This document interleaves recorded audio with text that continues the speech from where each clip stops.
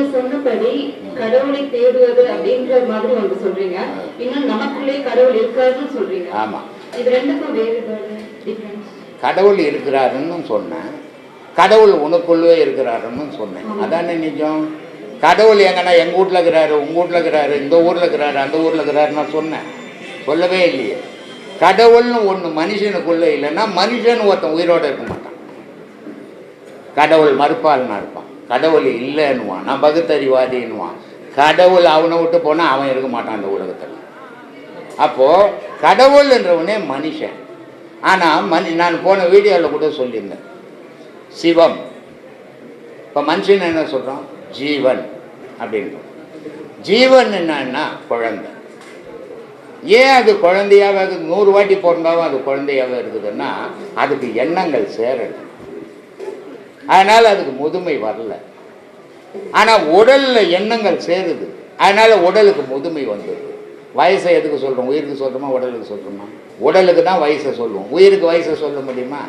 அப்போது அது இளமையாகவே இருக்குது. இளமையாகவே அது இருக்கிறதால ஜீவன்னு சொல்கிறோம். இப்போ அதை முதுமைப்படுத்தணும். எப்படி முதுமைப்படுத்தணும்? இந்த உடலில் சேர்க்குற எண்ணத்தை உயிரில் சேர்க்கணும். உயிரில் சேர்த்தீங்கன்னா உயிர் முதுமை பெறும். உயிர் முதுமை பெற்றதுன்னா அது ஜீவனாக இருந்தது சிவமாக மாறும். சிவமாக மாறுச்சுன்னா இந்த பூமியில் இருக்கிறது அது கையில் ஆகாயத்துக்கு போயிடும் இல்லையா? அதே மாதிரி நரன் நாரணன் அப்படின்னு 2 இருக்குது. நரன்னா மனுஷன், நாரன்னா கடவுள். அப்போ இந்த மனுஷனா ஏன் இவன் பிறக்கிறான், ஏன் சாகிறான் சிந்திக்கவே இல்லை. எத்தனை வாட்டி நான் பிறக்கிறது, எத்தனை வாட்டி நான் சாகிறேன். அப்போ இந்த மரணத்தை நான் நிறுத்தணுன்னா என்ன செய்யணும் அப்படின்னு ஒரு நாள் எனக்கு சிந்திக்க மாட்டேன். இந்த மரணத்தை நிறுத்தணும்னா நாரணனா இருக்கிற மனுஷனை நாராயணனா மாற்றணும். நாரணன்றது இளமை, நாராயணன்றது முதுமை. அப்போது இந்த நாரணன்ற உயிரை நாராயணனா மாற்றினா அது வைகுண்டம் போயிடும், இங்கே பூமியில் இருக்காது. அப்போ பிறப்பு இருக்காது. இதுதான் அதனுடைய அடிப்படை. மனிதன் ஒருத்தன் இல்லைன்னு சொன்னால் கடவுள்னு ஒன்று கிடையாதுமா உலகத்தில். யார் பேசுவான்? புலி போய் பேசுமா கடவுள் இருக்கிறாருன்னு? சிங்கம் போய் பேசுமா? யானை போய் பேசுமா? மனிதன் தான் பேசுவான் கடவுளை பற்றி. அப்போ மனிதனுக்குள்ளே தான் கடவுளே இருக்குது. மனிதன் ஒருத்தர்னா கடவுள் என்ன ஒன்று கிடையாது. சொல்லுமா? ரொம்ப நன்றி சுவாமி. அடுத்த கேள்வி என்னன்னு பார்த்தீங்கன்னா, எல்லா விலங்குகளுக்கும் அதனுடன் தன்மைகளுக்கு ஏற்றவாறு குண்டலினி சக்தி உண்டா? குண்டலினி சக்தி எதுக்குமே கிடையாதுமா மனிதனை தவிர. விந்து பை உண்டு, எல்லா ஜீவராசிக்கும் விந்து பொருள் உண்டு. இப்போ ஒரு சிங்கம், ஒரு ஆண் சிங்கம் பெண் சிங்கத்தோட புணர்வல் பண்ணிச்சுன்னா விந்து போனால் தான் குட்டி போட முடியும், விந்து போகாத குட்டி போட முடியாது. அப்போ ஆண் சிங்கத்துக்கு விந்து இருக்குது. ஆனால் ஆண் சிங்கம் பெண் சிங்கத்தோடு சேர்ந்து போச்சுன்னு சொன்னால் அது குட்டி போடுற வரைக்கும் திருப்பி ஆண் சிங்கத்தை சேர்க்காது. இதுதான் ஜீவராசிகளுடைய நிலை. யானை இருக்குது, அது ஒரு வாட்டி இட்டுன்னு போய் எங்கன்னா பள்ளத்தில் நிற்க வச்சு பெண்ணாணியை ஆணை அணை மேட்டில் நிற்க வச்சு அது புணர்வல் பண்ணும். ஆனால் அந்த ஒரு முறை தான் பண்ணும். ஆனால் இந்த மனுஷன் சிட்டுக்குருவி மாதிரி, சிட்டுக்குருவி நிமிஷத்துக்கு ஒரு வாட்டி புணர்வல் பண்ணிக்கினே இருக்கும். அது மாதிரி இந்த மனுஷன் குழந்தை பிறக்கும் போது கூட தான் மனைவி கிட்ட புணர்வு பண்ணணும்னு சொல்லுவான். மற்ற ஜீவராசியோடு இவனை எப்படி ஒப்பிடுறது சொல்லுவாங்க? ஒப்பிட முடியுமா? முடியாது. ஏன்னா இந்த குண்டலி சக்தின்றது விந்து பையின்னு அர்த்தம். அந்த விந்து பை எங்கே இருக்குதுன்னா 2 புட்டத்துக்கும் இடைப்பகுதியில் இருக்குது. அதனால் சொன்னான் அது எங்கே இருக்குதுன்னு சொன்னான். எருவாய்க்கு 2 விரல் மேலே, கருவாய்க்கு 2 விரல் கீழே. அங்கேருந்து தான் கரு உண்டாகுது. இது மற்ற ஜீவராசி கிடையாது. அதனால் மனிதனுக்கு மட்டும்தான் இந்த குண்டலி சக்தின்றது, வேறு ஜீவராசி இல்லை. எந்த ஜீவராசிக்கு குண்டலி சக்திக்குதோ அது கடவுளை தேடும். சொல்லுங்க சுவாமி. அடுத்த கேள்வி என்னன்னு பாத்தீங்கன்னா, மனிதர்களுக்கு தேவைகள் ஏற்படும் பொழுது முன்ன காலத்துல புராணங்கள்ல சொல்லப்படுற ஒரு உண்மை என்னன்னா, கூடு விட்டு கூடு பாய்தல் அப்படிங்கிற யுக்தியை உபயோகித்து இந்த பறவைகளுக்குள்ளும் நிலங்களுக்குள்ளும் போயிட்டு வந்ததா சொல்றாங்க. அது மட்டும் இல்ல, உதாரணத்துக்கு அருணகிரிநாதர் அவர் எடுத்துக்கிட்டா கூட இறந்த ஒரு கிளியின் உடம்புக்குள்ள தன்னுடைய ஆன்மாவை செலுத்தி மீனாட்சி இல்லத்தில் வாழ்ந்ததா சொல்லப்படுகிறது. இதெல்லாம் உண்மையா? உண்மை. இந்த மாதிரி கிளிகளுக்குள்ள ஆன்மா செலுத்த முடியும்? செலுத்த முடியும். இந்த காலத்தில் ஆமாம் முடியும். இப்போ ஆதிசங்கரர் ஒரு இடத்துல கூடு விட்டு கூடு பாயிறார். எப்படி கூடு பாயிறாரு? மன்னன் இறந்துட போகிறான், ஆனால் செயல்கள் நடக்கணும், மன்னனில்னா நடக்காது. அதனால் ஆதிசங்கரர் என்ன பண்ணுறாருன்னா, அந்த இவருடைய கூட்டை பிரித்து ஒரு பாதுகாப்பான இடத்துல வச்சுட்டு அந்த மன்னனுடைய உடலில் புகுந்து செயல் நடத்துகிறான். ஆனால் மகாராணி என் கணவன் தான் நினச்சிக்கிறான்.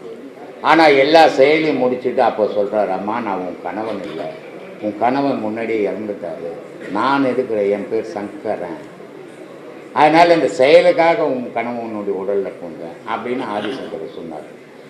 அருணகிரி கூடு விட்டு கூடு பாய்ந்தார். ஆனால் அருணகிரி கூடு விட்டு கூடு பாய்ந்தார், நான் கூடு விட்டு கூடு பாய்வேன்னு சொல்ல முடியுமா? சொல்லு. எவனுக்கு மனம் இல்லையோ அவன் மட்டும்தான் இந்த செயலெல்லாம் செய்ய முடியும். மனம் இருந்தால் மனுஷன், மனம் இல்லாதவன் மகான். இந்த கூடு விட்டு கூடு பாயறதோ, 4 இடத்துல ஒரே மாதிரி இருக்கிறதோ, இதெல்லாம் மகான்களால் பண்ண முடியும், மனுஷனால் பண்ண முடியாது. வள்ளலார் அந்த வடலூரில் இருக்கிற அந்த மண்டபம் கட்டுறதுக்காக மரம் எடுக்கணும்.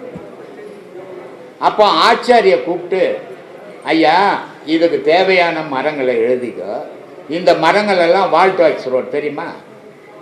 தெரியாதா? வண்ணாரப்பேட்டை மின்ட்டுமா? மின்ட்டில் தான் மரம் தொட்டிங்க, அதனால் அங்கே போய் எடு அப்படின்னு சொல்கிறாரு.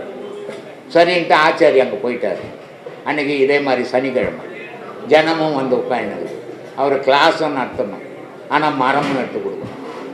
இவர் என்ன பண்ணுறாரு, இங்கேயும் பேசிக்கிறார், அங்கே போய் ஆச்சரி கூட எடுத்துக்கின்னு மரமும் எடுத்து கொடுக்குறாரு. அப்போது அங்கே இருந்தவங்களாம் மரம் வந்துடுச்சு. இதை யாருக்கும் இவர் எந்த மகானும் தான் செய்கிற செயலை நான் இது செய்வேன் அது செய்வேன்னு நம்ம நல்ல மகான்னு சொல்ல மாட்டான். இந்த போலிங்க தான் சொல்லுவான், நான் உன்னை உயிரோடு இருந்து கொண்டுடுவேன், உன்னை இப்படி பண்ணிவிடுவேன் அப்படி பண்ணிவிடுவேன்லாம் ஏமாற்றி பயமுறுத்தின்னுப்பான். நல்ல மகான் 1000 விஷயம் சொன்னாலும் உலகத்துக்கு சொல்ல மாட்டான், அது அவனோடவே மறையணும், அவன் தான் மகான். அந்த மாதிரி அவர் எதையுமே சொல்லலை, கம்மனு வந்துட்டார். மரமெல்லாம் வந்து சேர்ந்துச்சு. ஆசிரமத்தில் இருக்கிறவங்க சொல்கிறாங்க, நல்லா எடுத்துருக்குறீங்களே மரம், பரவாயில்லையே நீங்கள் அப்படின்னு. அப்போ அவர் சொல்கிறாரு, இல்லை சாமி தான் வந்து எடுத்து கொடுத்தார், சாமி இங்கே கிளாஸுக்கு நடத்தியிருந்தார். அப்போது 2 இடத்துலையும் இருக்கு. இது அவர் வள்ளலார் இருந்தார், நான் கூட 3 இடத்துல இருப்பேன்னு சொல்ல முடியுமா? நான் மனுஷன், அவர் மகான். அதனால் மகான்களால் முடியும், மனுஷனால் முடியாது. மனுஷன் ஏமாற்ற தான் முடியுமே தவிர உண்மையிலே செய்ய முடியாது. இதுதான் நிஜமா சொல்லு. ரொம்ப நன்றி. ரொம்ப நன்றிம்மா. சைவ மதத்துல தாவரத்திலிருந்து மனிதர்கள் வரைக்கும் எல்லா உயிர்களுக்குள்ளேயும் ஒரு ஆன்மா இருப்பதா சொல்லப்படுறாங்க. இது உங்களை பற்றி இது இந்த மதத்தில் சொல்கிறாங்க, அந்த மதத்தில் சொல்கிறாங்கன்னு இந்த மதமெல்லாம் மனுஷன் பிரிச்சுக்கிறது. ஆனால் எல்லாத்துலேயும் எதுலெல்லாம் ஆன்மா இருக்குதோ அதெல்லாம் தான் உருவாகும். ஆன்மா இல்லாதது எந்த பொருளுமே இந்த உலகத்தில் உற்பத்தி ஆகாது, விளையாது. எல்லாத்துக்குள்ளும் ஒரு ஆன்மா இருக்குது. நெல் இருக்குது தெரியுமா? அந்த நெல்லுக்கு மேலே உமி இருக்குது இல்லை, அரிசி மூடி இருக்குது. அதுக்கு முனையில் ஒரு மூக்கு இருக்கும். நெல்லுக்கு முனையில் ஒரு மூக்கு ஒன்று இருக்கும், ஷார்ப்பாக இருக்கும். அந்த நெல் அரிசி உள்ளே இருக்குது, அந்த நெல் உமி மூடி இருக்குது. ஆனால் அந்த மூக்கு மட்டும் போட்டுட்டு பூமியில் போட்டிங்கன்னா முளைக்கிறது. நெல் இருக்குது, ஆனால் அந்த மூக்கு போச்சுன்னா முளையாது. என்ன, அந்த மூக்கு தான் நெல்லுக்கு ஆன்மா. அது மாதிரி எல்லா தாவரங்கள்லையும் எல்லா உயிரினங்கள்லையும் ஆன்மா இருந்துக்குன்னு அந்தந்த இடத்துக்கு ஏற்ற மாதிரி அந்த பொருளுக்கு ஏற்ற மாதிரி ஆன்மா மாறுபடுது. ஆன்மான்றது இவ்வளோ பெருசு, இவ்வளோ பெருசு ஏன உருவத்தில் இருக்கும்போது. ஆனால் எலி உருவத்தில் போகும்போது ஆன்மா இவ்வளோ. அது தன்னை தானே சுருக்கிக்குன்னு இடத்துக்கு ஏற்ற மாதிரியும் தாவரத்துக்கு ஏற்ற மாதிரியும் ஜீவனுக்கு ஏற்ற மாதிரியும் ஏற்றுனது. அது எங்கெங்கெல்லாம் இருக்குதோ அங்கே தான் ஒரு உயிர் ஒன்று உண்டாகும். அது இல்லாத இடத்துல உயிரினமே உண்டாகாதுமா. சொல்லுமா. அதாவது பூக்களை கொண்டு பூஜிக்கலாம். எல்லா பூக்களும் நல்லா பார்க்க அழகா தான் இருக்கு, ஆனா சில பூக்களை மட்டும்தான் வச்சு பூஜிக்க முடியும் அப்படின்னு சொல்லப்படுது. சரி, எல்லா பூக்களின் பூஜையை விட்டுடுங்க. உங்கள் தலையில் வச்சுப்பீங்களா? எருக்கம்பூ எடுத்து தலையில் வச்சு, பூ தானே, எருக்கம்பூ தலையில் வச்சுன்னு போங்களேன் பார்க்கலாம் பஸ்ஸில். மனுஷனுக்கே இவ்வளோ தெரிந்த சராசரி மனுஷன் இன்னைக்கு பிறந்து நாளைக்கு சாக போகிறவனுக்கு இந்த பூ தான் வைக்கணும், அந்த பூ வேணாம், இது வாசனையான பூவு, அது ரோஜா பூவு அப்படின்லாம் தெரியுத. நம்மளை விட உயர்ந்த பொருள் கடவுளுக்கு வழிபடும் போது உயர்ந்த பூக்களை தானே வச்சு வழிபடணும். அதை தான் முன்னோர்கள் செய்து காட்டினாங்க. நமக்கு தான் சரியாக தெரியல.